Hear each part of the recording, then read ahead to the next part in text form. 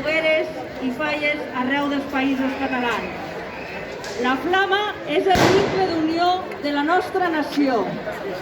El 1964 va ser encesa al Castellet de Perpinyà, presó on van ser torturats els resistents nord-catalans a l'annexió francesa. Segons l'escriptor valencià Alfons Llorens, el Castellet és sagrat, santificat per suplicis infligits. És cor, altar i llar amb la llum de la pàtria. La flama hi roman tot l'any. Per Sant Joan és pujada i regenerada a la pica del Canigó. La flama és memòria viva, pertany al patrimoni immaterial dels països catalans. No la deixarem apagar-se. El 23 de juny de 1966, la frontera franco-espanyola, que esquarterà la nostra nació des del 1659, va ser simbòlicament esborrada.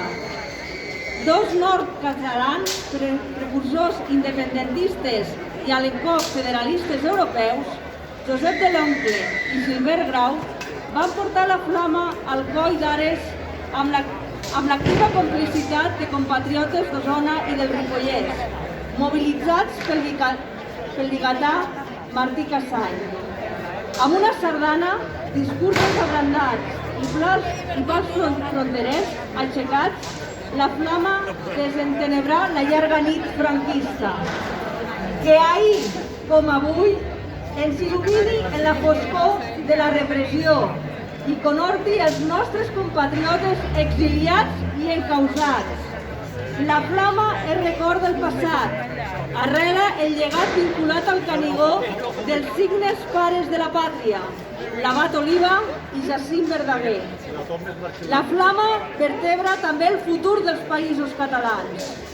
El 2008, el president del Parlament de Catalunya, Ernest Benach, en rebre-la davant d'un centenar de persones, va demanar coratge i determinació perquè en el futur, quan es parli dels països catalans, no es faci com un acte de resistència, sinó de normalitat.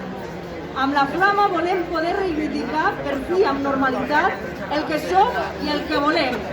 Som els països catalans, una nació en marxa amb diferents ritmes i un mateix objectiu. Volem els drets i les llibertats de les nacions lliures i independents. Visca la flama del Canigó!